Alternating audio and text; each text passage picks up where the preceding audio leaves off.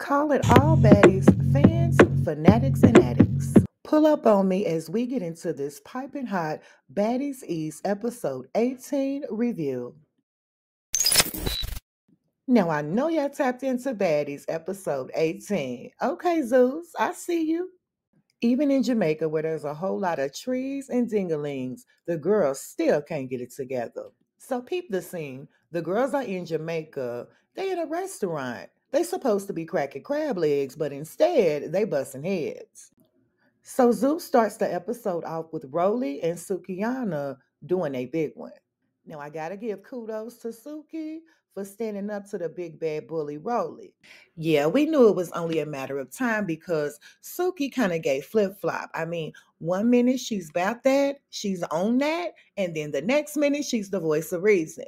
Now, Rolly, on the other hand, nobody is off limits, especially if they getting more attention than her. We already knew that she wasn't really down with what Suki was giving.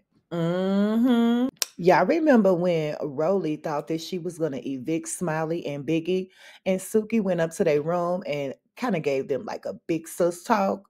hmm I think that's where this whole Suki and Rolly thing started from. Like, who is Rolly to give somebody an eviction notice?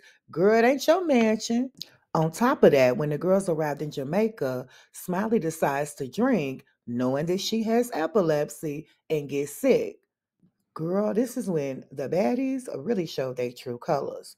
It was kind of like 50-50. Half of them really believed that Smiley was sick, and the other half, including Rolly, thought that Smiley was faking it for the camera.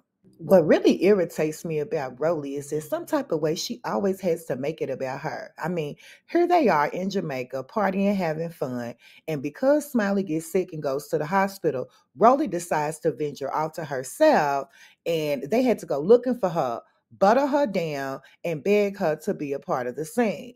She goes on to explain how her father had epilepsy and actually passed away from it. Now, while all of this is going on, I'm sitting back like, oh my goodness, here we go again.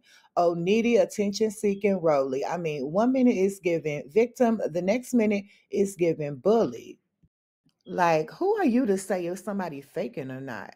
And then at this point, the way Rolly carries all up and through baddies, I'm not sure if I even believe that story. Just because your father had that illness and may have passed away from it, allegedly, doesn't give you the right to judge if somebody is actually faking a seizure or not.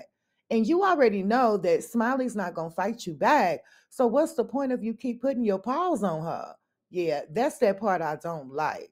And if one bully ain't enough, I'll be damned if E.T. and Rolly don't try to form some type of sisterhood and claim that they got each other's back. I already knew it was about to be some mess because as soon as Smiley got out the hospital, E.T. made it her business to pour a bottle of water on that girl. For what though? Now we already know that Rolly ain't really cool or a real friend to nobody on the show. She hasn't been in the past. I mean, the only one she tries to keep it cute with is Natalie, and I believe that's so she can keep her spot on the show. So why ET would think that Rolly was really down for her like that is all a joke, okay? To be honest, I really feel like that's why Suki went on here and stood up for Smiley because the bullying is too much. You already a bully, Rolly, and then you link up with ET, who has proven herself to be a bully as well. And this what makes me really confused about the whole baddies thing. Like, some of these heifers are not baddies at all. Like, just according to their looks, no way, right? It should be titled like the Fight Club because, yeah, that's pretty much all they do, especially the ones that are not really bad bitches. All they want to do is fight the bad bitches. Speaking of fighting the bad bitches, this is when Suki stands up and says she's tired. She's had enough, right? And of course, her friend Sapphire, who claims that she's got her back the whole time, just stands there and then pretends like, she wants to break it up and wants peace between the girls. But that's not the agreement that they made when they both arrived on the show. What happened to that rah rah Sapphire? What happened to you dropping the ones and twos on anybody that comes for your good Judy Suki? Wait, let me find out Sapphire was only coming for Mariah Lynn because she's smaller than her. Let me find out Sapphire was only willing to get them hammers out when it was a jump type situation on the smaller girls. You mean to tell me that Sapphire is scared of Rolly? What? Because that's definitely what it was given. It really seemed like Sapphire was doing everything in her power to keep from having to help her good friend, Sukiana. And of course, Suki clocked it. And not only did Suki clock it, but even Rollie and ET themselves clocked it. And of course, Bobby Lights clocked it too. Everybody clocked it. So guess what? The majority rules. It definitely was a big difference from the Sapphire that we saw in the beginning.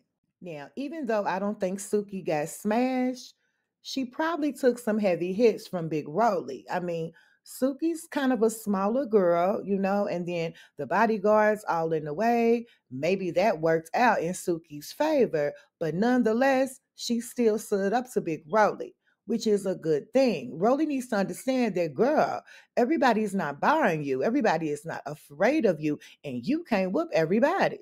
But the moment she looked over to Sapphire and said, "Get this bitch or get her," baby, Sapphire looked the other way. And we ain't gonna forget about ET being off in the cut, just waiting on her moment to do her biggest one. And see, that's where it gets tricky at. Because it's not a doubt in my mind that if Suki and Rolly was let loose doing their ones and twos without no interruptions from the security guards, that ET definitely would have jumped in because she's shisty like that. She's sneaky like that. Let's talk about Hood Fight 101. You always supposed to keep your eye on the surrounding opponents. Instead of trying to break shit up, you should have immediately went for ET, given that ET and Rolly was already partnered up. But some type of way, Sapphire forgot about her hood antics and wanted to play Mother Mary. Now, would I just take orders from my homegirl? Nah, it's not going down like that. But an agreement is an agreement. And so at that point, Suki was expecting for Sapphire to kick in, and she just did not. She was too busy trying to hold Suki back, which looked like Suki was by herself. It really looked like Sapphire was scared. But the question is, who was she really scared of? E.T., who would have been the extra in the fight? Or was she scared of Rolly? Maybe she's scared of both. Either way, Sapphire definitely lost a lot of cool points. Girl, not my sister. Especially since Rolly and E.T. clocked the whole fact that Sapphire actually didn't want no smoke with them and couldn't wait to throw it back up in Suki's face. Now, what really blew me was how Sapphire played like she didn't know what was going on. She couldn't understand why Sukiana was so upset with her. But if I was Suki, it would be a done dada, okay? You'll never get a time to do me twice. But, child, it's between them. Let them handle their thing, okay? But I bet there's no trust there anymore. At least that's what Suki said. And, girl, I don't blame her. Baddies East, episode 18, and a whole lot of headlocks. Speaking of headlocks, next we're going to move on to the next scene where Scotty and Natalie really get into it. Okay, girl. So on episode 17, where the girls are sitting at the restaurant ordering food, Natalie and Scotty get into it over who got their food first. Girl, according to Natalie, Scotty had already ordered her food, but was being greedy at the table, and Natalie was not here for it. The next thing we know, Natalie jumps up from the table and gets in Scotty's face. And of course, what does Scotty do? Act like she don't want no smoke. Now, it's one thing for you to do business, which is so-called bestie, but it's another thing to have to bow down to them. After what we saw Natalie do to Scotty on the last season of Baddies, if I were Scotty, it would be no bars hell. There would be no way that I would work for a bitch and then have to bow down to a bitch at the same time. It's just not in Scotty. We've seen Scotty have all the smoke for all the other baddies, but when it comes to Natalie, it's something different. We can definitely tell that Natalie gets extra agitated when it comes to Scotty. And when the girls was doing their ones and twos, really the only thing that saved Scotty was that table. On top of that, She actually had help from the bodyguards.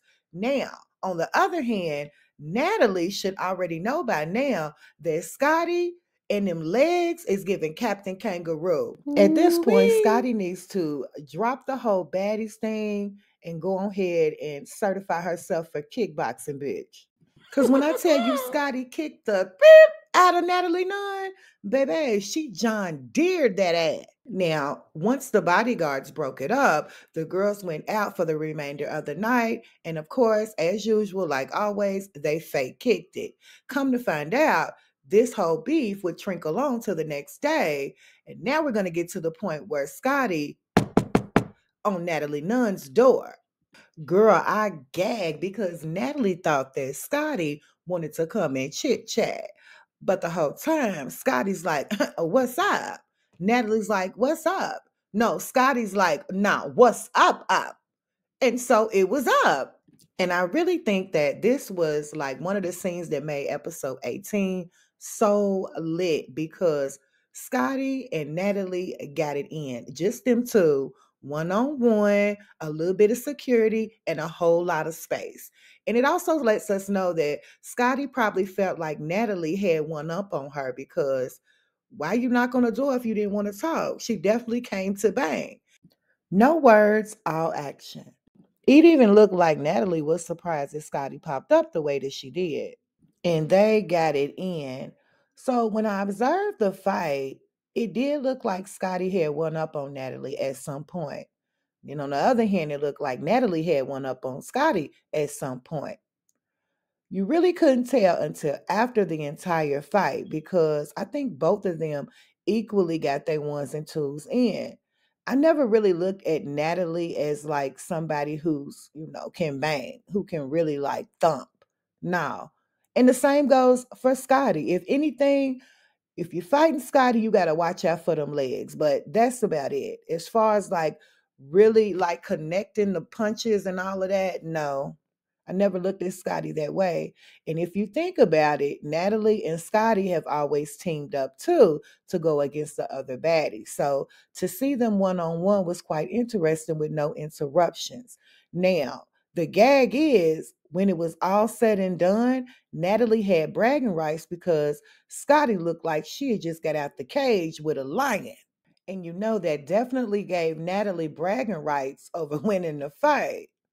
I mean, that is what we base fights on, right? Like who has the marks, who has the lumps, the bumps, the scars, who's leaking and who ain't. So we have to be fair and just call it out for what it is, even though I don't think Natalie can really, bang like that, to be honest. And, the good part about all of this is that when it was all said and done, they both talked it out, hugged it out, and apparently they're supposed to be back cool again. But if I was Scotty, I would keep my eye out on Natalie. It just really seems like she kind of picks on Scotty because she thinks that Scotty can't win with her. She is more like huskier than Scotty. So a lot of the husky fighters, they resort to like wrestling, and we see a lot of that. As long as they can get you down, then that's how they get you. And so yeah, they just need to stop, both of them. I don't think they have a true friendship, nor do I think that Natalie really respects Scotty because we've seen her do this a couple times before now.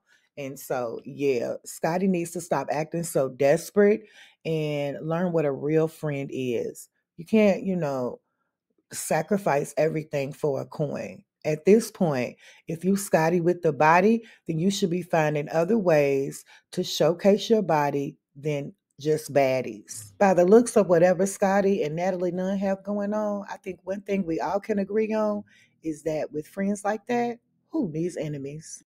So finally, Zeus ends the show by bringing Rollie and Mariah Lynn to the yard. I don't know about everybody else, but contrary to others' unpopular beliefs, Mariah Lynn and Rollie Poly are two of my least favorite baddies.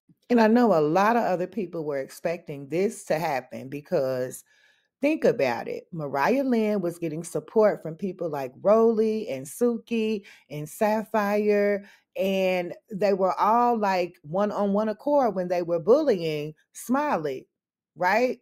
But it's a little different when that karma hit. Now Mariah, who is not a favorite in the Baddies house, really got to stand for herself because Rollie ain't feeling her. Suki and Sapphire's not really feeling her.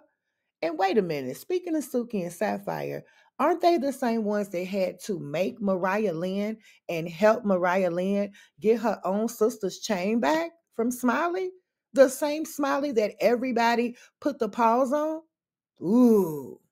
Now she's going up against Rolly, and I just feel like it's no win there. Like, girl, whatever it is, you should just pay it because you're not going to win. And we know that Rolly is not going to pass up their opportunity to bully and punk a bit.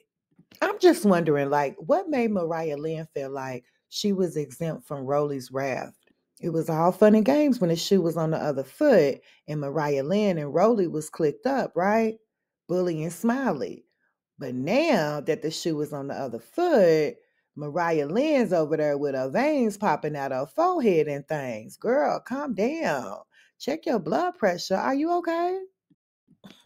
Let's be clear. I mean, it was evident that the only reason why Mariah Lynn was pretending to be a Rolly fan was because of protection. But we know that none of the baddies are loyal to each other, not even Sapphire and Suki. It's really going to be interesting to see how this plays out because I do kind of strongly feel like somebody needs to shut Mariah Lynn up. Like she do too much, she talk too much, yeah, it's time. But the same thing goes for Rolly. And I'm waiting on Zeus to get Rolly on up off the set so that they can actually bring in a true rep for the BBWs. Okay. Yeah, because Rolly, no, Zeus, you can do better than that. But anyway, it was a great idea to end the episode because now I can't wait to see episode 19 and, of course, the reunion. Make sure if you're new to the channel, you hit that subscribe button, set your notification bell so that you will be notified the next time we either go live or drop another Baddies review. Make sure you meet me in the comments and give me your thoughts on this video. Don't forget to hit that like button and support the channel, child. The Cash App will be in the description. Until next time, are you a baddie or nah? I holla.